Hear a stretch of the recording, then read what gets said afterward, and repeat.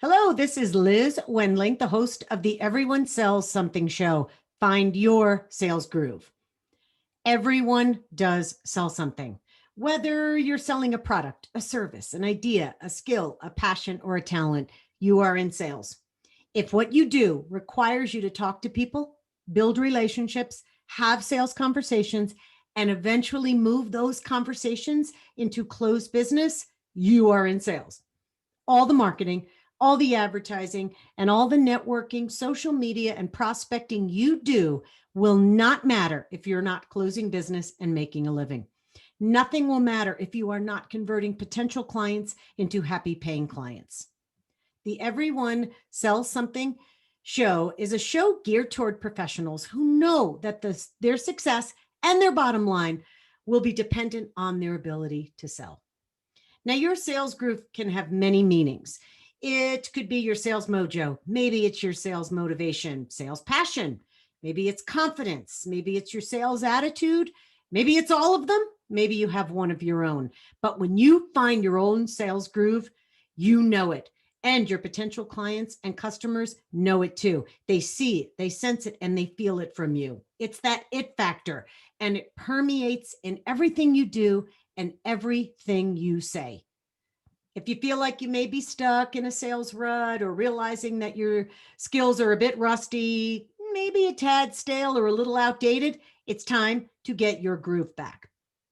COVID-19 has shaken the foundation of almost every business in the past year, making it difficult to stay aligned, focused, and for sure, staying motivated. So my goal each month is to provide you with the tools and tips and strategies to keep you aligned, to keep you focused, and to stay motivated. My company is Insight Business Consultants, and I'm the author of Sell Without Selling Your Soul and The Heart of Authentic Selling. As a sales and business consultant, much of my work now is helping professionals and companies nationwide to revive, to refresh, and to modernize their sales approach, language, and process so that they can close more sales. I write, I teach, I preach, and I speak on my favorite topic, and that's sales. And many of my favorite people to work with are those growth-oriented professionals who are ready and are willing to be more conscious and to be more authentic and more intentional about their approach to engaging prospects and clients. To kick off the year, it's critical that you start out on the right foot with the right mindset when it comes to sales and selling. So over our time together today, let's get under the hood and talk about the biggest business killing myth and the ways to dismantle it. This decades old myth that is still being sold to professionals and business owners these days is that you can sell without selling. There is no business model on the planet that requires zero selling. I don't know any business that stays in business without sales. Sell without selling is a real thing. It's all over the internet. There's books, there's blogs, there's videos, there's support groups, there's programs, conferences, and systems. There is no shortage of people who attempt to sell you on this destructive half-truth about selling.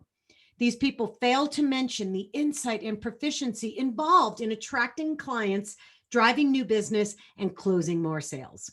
They neglect to tell you about the strong and solid skill set required to move a sales conversation to a successful ending.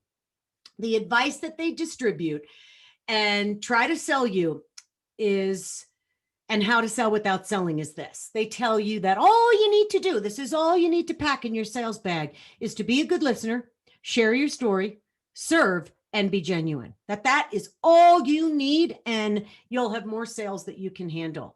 This misleading guidance suggests that to close business and increase your bottom line, all you do is have to listen, serve, share, and be genuine. Now, sure, listening, sharing, and being genuine are all key components to selling, but they only get you so far. That's like me saying that if you want to be flexible and strong and you want to have a flexible and strong body, all you need to do is buy some yoga pants, wear them in your office while you're working, and you are good to go. No, that only gets you started. That only gets you so far. You still have to do the work in the right way, in the right order, with the right mindset to get the results. Same as selling. You actually have to sell because, again, there is no business model on the planet that requires zero selling, not one. Now, I believe strongly that you can sell without being annoying and aggressive. You can sell without being an ass. You can sell without being pushy, salesy, or transactional. You can sell without using slick, slimy, and sleazy tactics. And you can sell without selling your soul. But it is impossible to sell without selling. Can you imagine someone trying to sell you on a program called Market without marketing? Use social media without ever using social media? You would never buy something like that. But people are very attracted to the sell without selling motto. Believing in the no selling required business model is the quickest and the most effective way to go out of business. When you think about it, sales are how you get paid. That's the only way you make money. You don't get paid because you put out a good marketing piece or you went to a great networking event. You get paid when somebody hands you money and wants to do business with you. And selling is at the core of every transaction in every industry. No sales equals no business. Now, I know that the concept of sell without selling is alluring for professionals who don't enjoy the sales part of their business. This big, bold claim is enticing for people who don't want to go anywhere near a sales conversation where rejection is possible. The notion of sell without selling is so appealing for people who have fear and resistance to selling. Just the mere fact that so many smart professionals want to learn and understand how to sell without selling shows how many judgments, distorted views, negative feelings, and destructive thoughts people have against selling.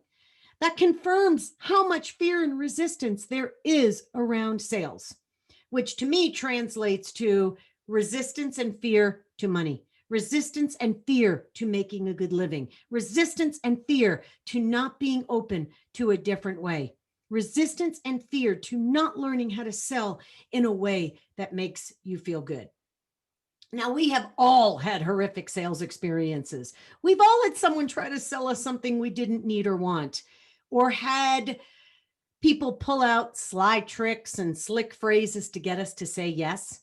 And we've all had someone pretend to like us, be kind, tell us what we want to hear, and then go in for the kill to try to close us. But that's not selling. That's being an ass. That's being someone who's only interested in the sale, not the human being. You do not have to participate in that. That is not selling. So because of these experiences, many people think that sales and selling are dirty words. Some professionals would rather have a colonoscopy and a root canal on the same day than step into a sales conversation. The notion of selling conjures up images of the stereotypical, obnoxious individual who won't take no for an answer, someone who pulls out those high pressure gimmicks and cheesy techniques to close the sale. But this image is actually the image of someone doing sales badly. This is bad selling. In every profession, there are going to be people who give that profession a bad name, not just in the sales profession. Don't believe that you have to be fake or to be someone else in your sales conversations or whip out the trickery or be dishonest or force people into doing something they don't want to do. Remember, that's bad selling. You have a choice to sell and do it well. Selling can be, if one so chooses, a high form of service from one human being to another. If you view selling as an opportunity to uncover needs and explore solutions, it generates a different atmosphere and a whole different feeling in the conversation. If you discover that the potential client you're talking to needs something that you can help them with, you discuss it in a heart-to-heart collaborative manner and you move forward, or sometimes not. But you're doing it from a place of a heart-to-heart conversation, not you trying to do something to someone. Don't think for one second that if you're extraordinary at what you do, People will beat a trail to your door and your phone will ring off the hook. That's not how it works anymore. If your compensation depends on your ability to generate income and close business, at some point you will have to sell. At some point, you will have to step into a strong sales conversation with good skills. Every day, I hear professionals say things to me like, Liz, I don't want to be one of those pushy, rude, obnoxious salespeople. I don't want to be annoying or aggressive. And I certainly don't want to be salesy, sleazy, or self centered. And I say, good, nobody wants that. But what winds up happening is they try so hard not to be viewed in that way. They're trying so hard not to be seen in that light that what they do is they turn down the dial so much that they wind up showing up in the complete opposite way. So they don't show up as aggressive. They show up as passive, wishy-washy, weak, accommodating, soft, timid, needy, and not confident. Now that doesn't work either, right? Nobody wants to do business with someone who's aggressive and pushy, and no one wants to do business with someone who lacks confidence and is wishy-washy and weak either. There is the magic in the middle. That's what I call your sales groove, is that magic in the middle where you get to sell in a way that honors you, your personality, and your style. You find that groove. So before we bust up the sell without selling myth, I just want you to think for a second. Think about how many times you bought something and the experience was pleasant. It was easy. It was kind. It was generous. It was pressure-free. And it felt good. And you were happy with the process. And you were delighted with your decision to buy. You were treated with respect through that sales process and sales conversation. That is good selling. Dropping the fear and losing the resistance, changing your mindset and reviving your skill set will be the quickest way to thrive in 2021 and beyond. Sales skills are relationship skills. They're fundamental business and communication skills. Sales is about helping people. It's about building relationships. It's about helping people solve problems. It's demonstrating value. It is listening, and it's having your potential client's best interest at heart. It's showing up and stepping into a sales conversation as your highest and best self, minus the fear and resistance. If you think you have to sell by being salesy, pushy, sleazy, and manipulative, then you're doing it wrong. It means that you have not found a way to sell that feels good to you. It means that you haven't discovered an approach that respects you and your prospective client. If you think you have to put someone in a headlock or apply pressure or use force to get them to do something they don't want to do, then you don't understand the big picture and you're missing the point entirely when it comes to sales and selling. If you were confident, comfortable, authentic, open, honest, and fearless in your sales conversations, you wouldn't have an ounce of hesitation, fear, or resistance around selling. You would never have to buy into the myth that you're selling without selling while you white knuckle your way through a sales conversation. You wouldn't have to convince yourself that when you're talking to people, you're not really selling. You would just do it. You would just show up with confidence, ease, and joy and bring no resistance and no unnecessary sales baggage to your sales conversations.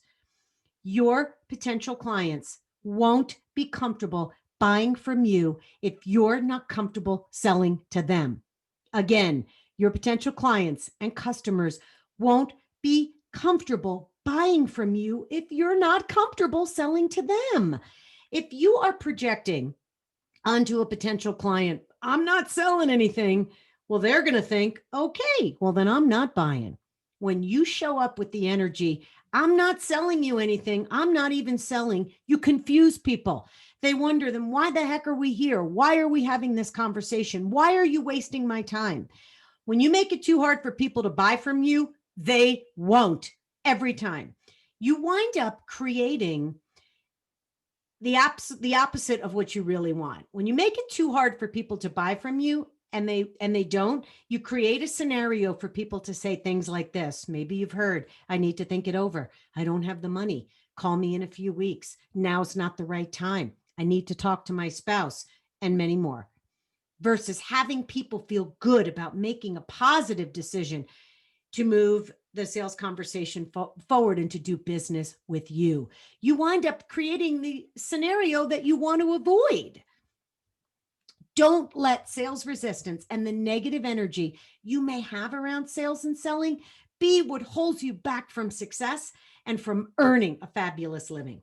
So now let's dive into the mindset shifts that we can begin to break up and dismantle around sales. And let's finally give up that myth and the biggest business destroying advice that's being sold to you, that you can sell without selling. So you can choose to be viewed in a different way and be seen as a trusted advisor and a true professional.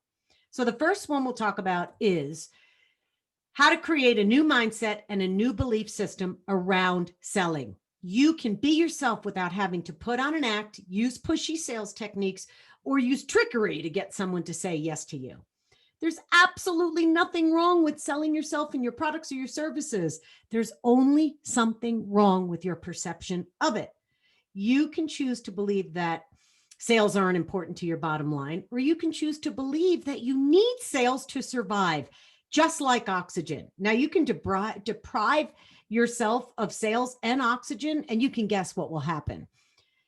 And just like oxygen, you need sales to survive.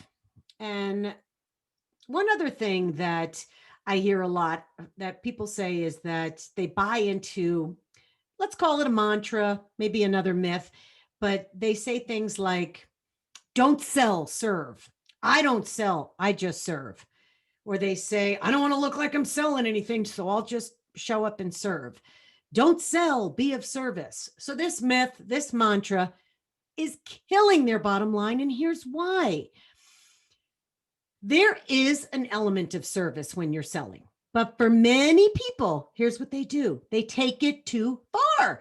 They show up in their sales conversations as a servant, not as a professional equal. Their serving energy puts them in a less than position, which decreases their credibility and diminishes their value in the eyes of their potential clients. That happens because they're communicating and showing up with the energy of a servant, conveying to a potential client, I'm here for you. I'll do anything you want me to. Just let me know and I'll do it. I can jump through hoops. I'll even bend over backwards and I can stand on my head. I am here for you. I'm here to serve. Think about what a server does in a restaurant. You ask a question, they go get it. You ask for something, they go running for it.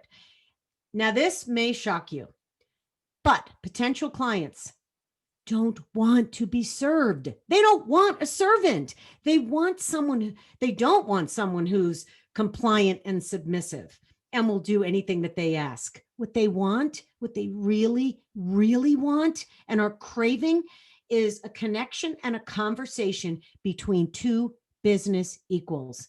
They want alignment from a professional who is authentic, confident, kind, strong, and purposeful. Selling equals service because good selling is serving, not hiding behind, I don't sell, I serve. Selling is about leading and moving people to take action and taking action with you, not the competition. So you get to create a new belief system around selling and watch what happens to your bottom line. It's the difference between impossible and possible, but that is up to you. Now let's move into number 2. Think about changing the negative charge you have on sales to a positive charge. Sales is just a word, like any other word. Sales is a word, and it's the meaning that you give it that puts the charge on it. You're the one that puts the negative or positive charge on it. There are plenty of people in this world that have a positive charge on their on the word sales, and they're the ones that are killing it and making a great living. And then others choose to put the negative charge on it, and they're struggling. Think of the words diet and budget.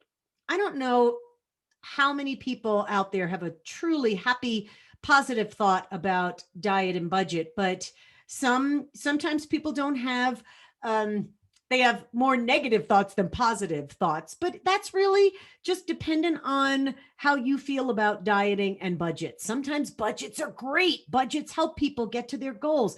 Diets are great for people who want to change their lifestyle and the way they eat.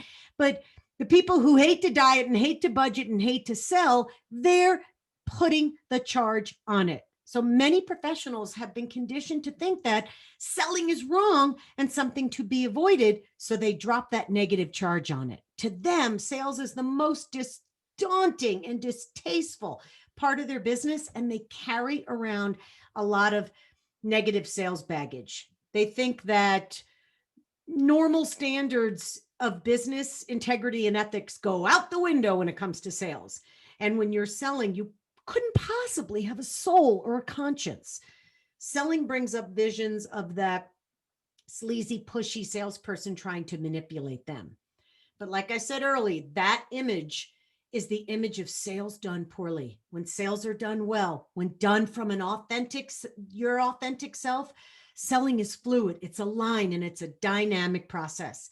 It's a win-win activity where both sides benefit from the interaction. The client gets the benefit of your knowledge and expertise, and you benefit by compensating them for delivering their services. They benefit from your knowledge and expertise, and then you receive payment. It's a win-win. It's an even exchange when you think about it, like any other professional who sells something. And you are the facilitator of that transaction. And when I think about it, think about my business accountant, for example. I benefit from her knowledge and expertise, but I get to compensate her for that. I don't want to learn her expertise and her knowledge. I want to pay her for that. And to me, it feels like a beautiful, even exchange. And when you think about sales in that way, that you're just exchanging money for a service, money for a product, it lightens the load and changes the charge on that word. When showing up with the energy of resistance sends a silent and powerful message to the potential client that you're not completely comfortable in what you're doing, that you may be more concerned about rejection or being salesy than you are actually stepping in and helping people solve their problems, challenges, or issues. Your potential clients, to them, they think something's out of alignment, and that confuses them. Something's off and they can't put their finger on it. And to them, that can be perceived as you being salesy, you being inauthentic. The energy of resistance can be seen as a negative, and it causes people to be skeptical and to trust you less. When a potential client senses something is off, that actually pushes them away from you, and it makes them less willing to do business with you. Now, no one is ever going to come out and say, "Oh, Mary, I see that you're not comfortable with sales. I see you're having a little struggle here, have a little resistance talking about your services. That's all right. I'll figure it out on my own." Or, "Tom, I could see that asking me for the business makes you feel awkward and you're feeling a little uncomfortable. Don't worry. I'll go ahead and close myself." No, here's what they do say. They whip out their old standard lines and they say, "I'm going to think it over. I don't have the money. Call me in a few weeks. I need to check with my spouse. Now's not the right time." You put the charge on the word sales. You change the negative charge you have on it and turn it to a positive, and watch how it dissipates for good. You will dismantle that for good. Now let's move on to the next one. Tell a different sales story. Stop telling the same sad sales story. You have a choice. Every day you get to tell a story, a good sales story that either serves or supports you, or tell a sad story that keeps you safe and stuck. You get to tell a story that feeds your ego or fuels your soul. There's two sides to every story. Think about selling as a inner and an outer. There's an inner and an outer side of selling. The inner is what I'll call the mental side of selling. It's your conscious and unconscious beliefs and attitudes around sales. It's what we've been talking about. And that's the stuff that goes on in your head. The outer is the tactical side of selling. It's what you say, it's how to say it, when to say it. It's what the world gets to see. The inner and the outer must be congruent and aligned for success to be able to see those opportunities and possibilities and to be in your sales groove. You can consciously embrace and create a better and healthier sales mindset and solid skill set. Both are needed to be successful. You can't have a great mindset and a sloppy skill set. You can't. And you can't have great skills and possess a mindset that says, who would buy from me? I don't even like to sell. I'm not good at it. Heck, I'm not even selling anything. You must change your story. I'm going to use the example of exercise because there's two sides to the exercise story. There are plenty of people who embrace exercise, find creative and fun ways to exercise that work for them, and they get to see and feel the results that they're producing. Now, the other side of the story, others hate it. They hate exercise, won't go anywhere near it. They don't want to break a sweat. They don't want to mess up their hair. And they also don't get to have those results. They would prefer to work out without working out, just like sell without selling. So the main reason that the concept of sell without selling is so appealing these days is because so many people suffer from sales rejection. But going back to the charge on the story, you got to change it so that the rejection doesn't kick in. And the next part of the story to that is if you don't change that story, you'll always feel that sense of rejection. So the last piece is, let's talk about the fear of rejection. Fear is one of the most common fears shared by all human beings. Now, fear in small doses, we could live with. That's not bad. In large doses, it's a silent and deadly killer, especially for a business. Professionals suffering from a fear of rejection often have a sigh of relief and are elated if an appointment is canceled on them or a meeting is postponed. The simple act of picking up the phone, calling or meeting a potential client, to them is a gut-wrenching experience. Some ultimately wind up failing because fear has crippled them and doesn't allow them to move through the sales process with confidence. Fear takes over in their body, and fear is like fire. When it's uncontrolled, it burns up and consumes everything. But when fire is controlled, it can cook for you, it can heat your home. And when fear is uncontrolled, it engulfs everything. It engulfs you and it destroys you and your business. And when fear is controlled, tamped down, you'll feel better, you're more prepared, and you show up positive. And I work with a lot of professionals who this is their big one in their business. This is the biggest boulder in their business. They step up to their sales conversations with a bone-shaking, knee-knocking fear of rejection. And they have a difficult time earning the income that they say they want. And this winds up strangling their business and chokes off their success. That fear of rejection winds up persisting because regardless of what they do, no matter how many mantras they come up with or how much positivity they inject into their sales process, it doesn't work because there's this big giant boulder of rejection. You can't show up as your highest and best self if rejection is in the way. People see that, not you. They see rejection first, and they don't buy from people that fear of rejection. They don't want to buy from someone who has that fear. And there are some people that are so clever at avoiding rejection that they'll do anything in their business rather than put themselves in a sales conversation or situation. They'll change the toner in the copy machine. They will tweak their website. They'll take out the garbage. They'll do anything in their business to avoid a sales situation. And they'll also declare that they're not afraid to sell. They'll say, no, sales isn't that bad. Yet they dodge any activities that involve selling.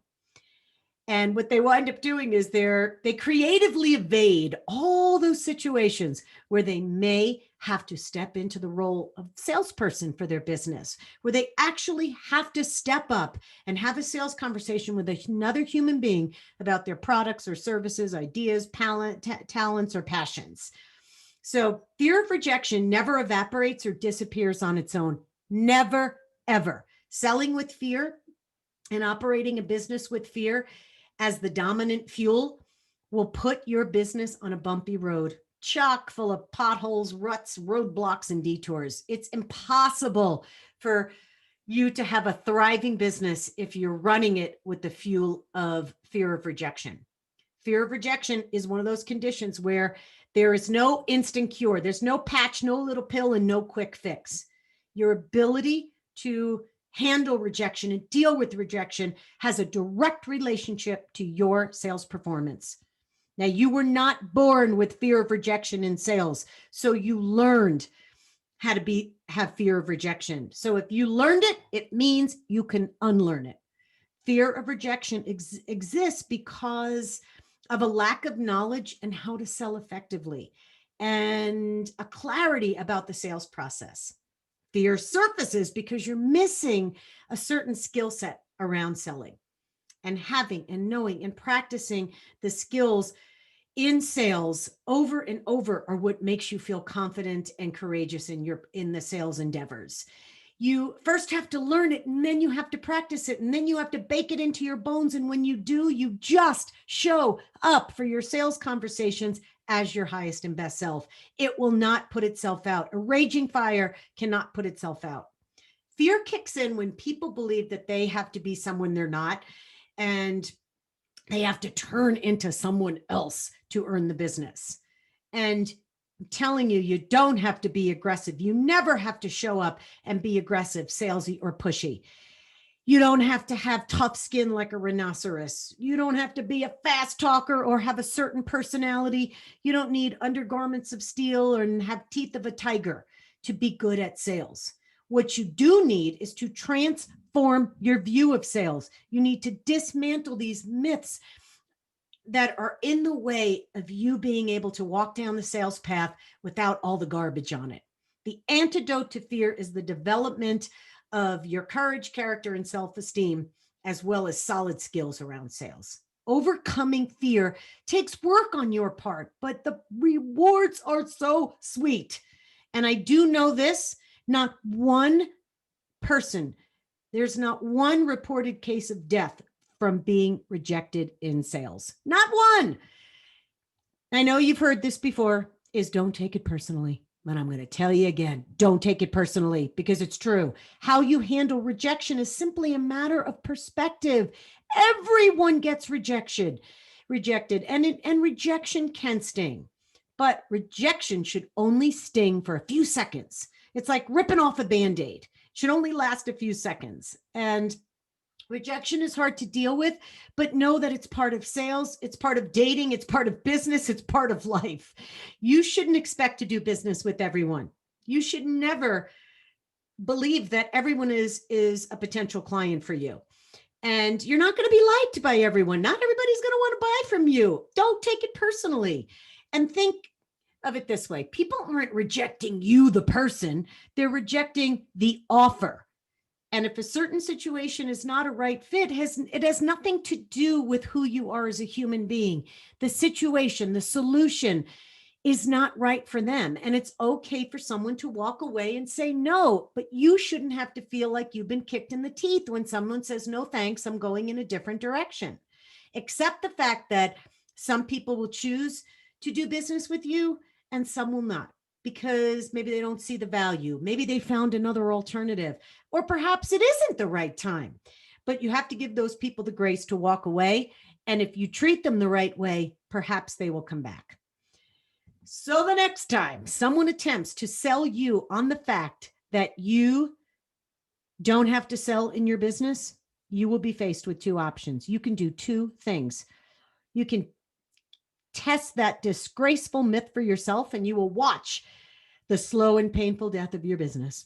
You can attempt to sell without selling, but you can be assured of this. you will wind up with sales crumbs and sales scraps. You'll have to work twice as hard. You'll have to talk to 4 times as many prospects, and you'll have to deal with more rejection than the human body should ever have to. Or here's your other choice. When somebody tries to sell you on the fact that there's no selling required in your business, you can plug your ears, you can kick them in the shins, and you can run like hell in the opposite directions. And you can learn how to sell and do it well. But keep in mind that without creating a shift in your mindset as well as your skill set, it's going to be tough to come across in a confident and credible way.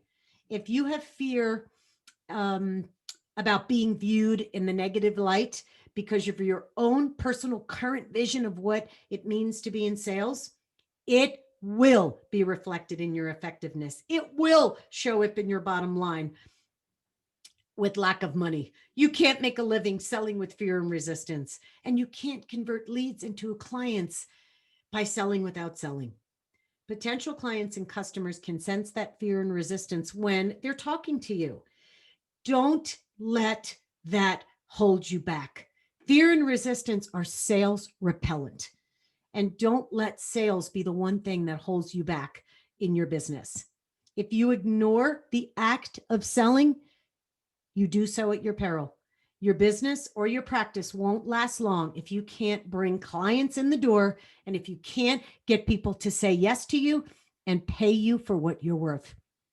Smart and savvy business owners know they're in complete control and totally responsible for what does and doesn't happen in their business. They don't blame the marketing. They don't blame the competition. They certainly don't blame the client or potential customer. They don't blame the economy either. They know one thing: they win or lose a sale because of one thing and one thing only: themselves and how they're showing up in the sales conversation and what they believe about themselves. If you're at the point where you know that you need some help and you can't just think that this is going to disappear on your own. You don't have to do this on your own, because if you try this on your own and you try to white knuckle this, it's going to cost you time, money, clients, and opportunities. I see so many business owners misdiagnose themselves and they wind up fixing their sales issues with something that actually doesn't address the sales problem. And a lot of times what they do is they know they have a sales issue, but they'll try to fix it with a marketing program, or they'll say my sales are down, so let me tweak my website, or my sales are off, so let me do some videos. But they're not realizing that they still have to talk to people. All of that other stuff, yes, for sure, attracts people to your business, but you still have to talk to people and have sales conversations. And that was my dog shaking. Of course, thought I can get away with that. So that stuff doesn't work anymore. You can't fix your sales issues with something that doesn't fix the sales problem. You've got to fix sales issues with sales skills and sales mindsets, with your sales skills and sales mindset. So if you want a future better than your present, you have to make a move. You got to bust out of this myth, bust out of the rejection, tell a different sales story. Because if you can't sell, you can't grow your business. Unless you're closing sales, going to the bank and operating in the black, you won't have a business for very long. And that may be tough to hear, but it is the truth. No sales equals no business every time. So once you dismantle the resistance, your sales will improve significantly. Think about this. I want you to ask yourself a few questions. Are you moving in the direction of where you want to go? Are you really going in the right directions? Are your actions consistent with the goals that you've created for this year? If not, you can do one or two things. You can commit to taking action, or you can lower your goals and do nothing. And the cool thing about doing nothing is that you'll know exactly what tomorrow will look like, and the next day, and the next day, and the next decade. If you want comfort and certainty about the future, you have to take a look at what you're committing to today. One of my favorite quotes is, if you're not willing to do something, no one can help you. If you're determined to do something, No one can stop you. So I invite you, if you are that person who wants to do something, take me up on my free offer and claim this gift that I have. And it's a free audio masterclass where you can get in there and start looking at your sales language, what you say online and offline, whether you're on a video call or a face-to-face call. And if you have any questions, feel like you want to reach out and want to start a conversation, please do. Don't hesitate. And I look forward to the next time and sharing a little bit more about getting your sales groove back.